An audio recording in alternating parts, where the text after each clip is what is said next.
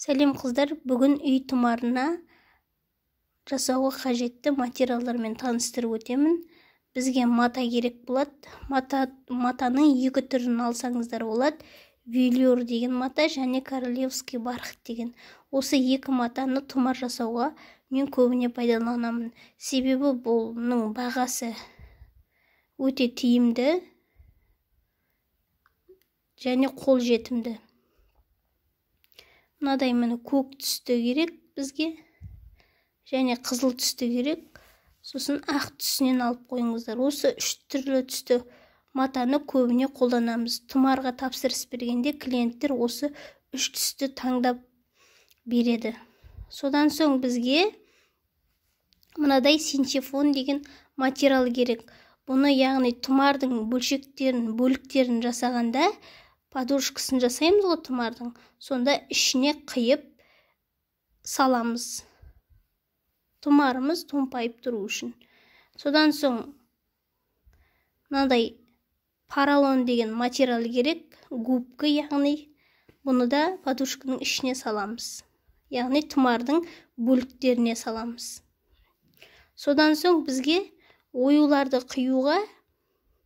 ойып жасауға мынадай кожа, искусственный кожа материалдар керек. Міне қызыл түсі керек бізге. Көбіне қолданатын түстер қызыл түс пен ақ түсті. Осындай материалдарды пайдаланамыз оюға. Мұны фоамиран деген тоже оюды жасауға болатын материал. Мынадай материалда керек болады бізге. Міне фоамиран деген жылтыры. Кожаны пайдаланбасаңыздар, осындай жылтыр түсті фоамирандарды пайдалануға болады оюды жасауға.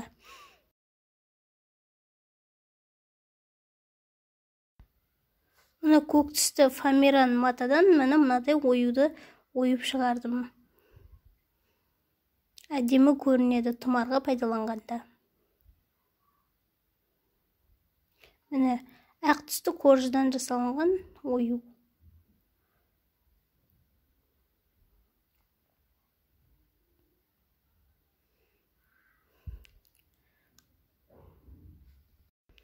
Міне тұмардың жиектеріне осындай тесмалар керек болады.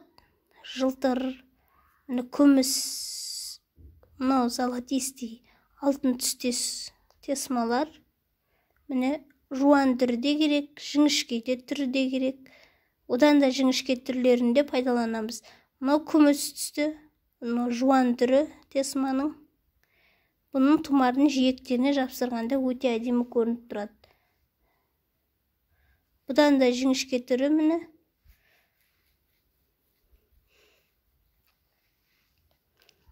Міне мынадайдай түрлері де бар. Әр түрлісінен алып қойсаңыздар жақсы болады. Себебі тұмардың жасағанда әрбір жерлеріне әртүрлі тесмаларды пайдаланған жақсы. Мынадай стразларда керек болады, күміс түсті.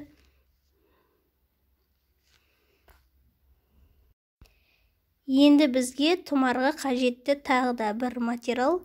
Мынадай стразлар керек болады. Жасыл түсті, көк түстісі, күміс түстесі, ақ түсті стразлар, сары түсті стразлар, қызыл түсті стразлар. Осындай түстердің барлығын алып қойсаңыздар жақсы болады.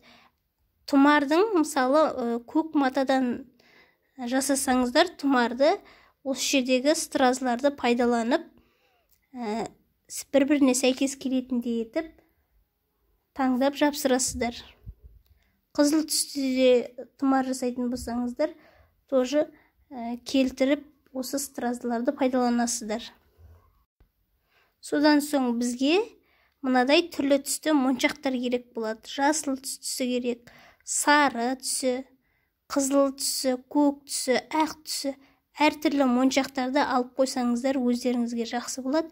Оны да тұмардың түсіне қарай сәйкестендіріп, осы моншақтарды пайдаланып қолдануға болады. Өте әдемі көрінеді. бізге мынадай жіп керек.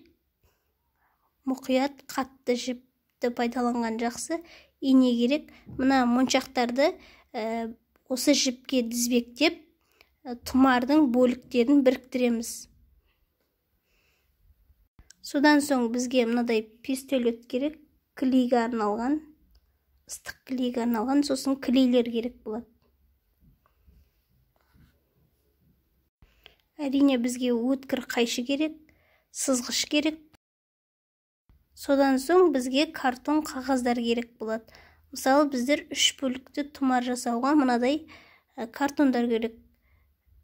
Картондар 2 данадан қиып қоямыз. Міне үлкен дөңгелек пішіннен 2 дана, сопақша пішіннен 2 дана.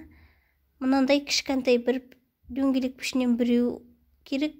Және 3 бұрышты картоннан 2 керек болады. Бағана біз ақ түсті кожаларды ою-оюға пайдаланамыз дедік.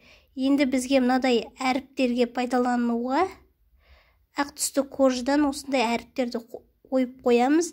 Себебі біздер тұмарға клиенттің тапсырысы бойынша әр клиенттің өзінің руының атын жазуға пайдаланамыз осындай әріптерді. Мынандай етіп толтырып қиып қойсаңыздар, өздеріңіздің уақыттарыңызды үнемдейсіздер, және тез арада тапсырыс келген жағдайда осы әріптерді пайдаланып тез бітіріп бересіңдер тұмарды. Міне барлығын атап өттім. Ең бастысы тұмар жасауға қажетті осы материалдарды алып қойсаңыздар, тұмарды жасай беруге болады.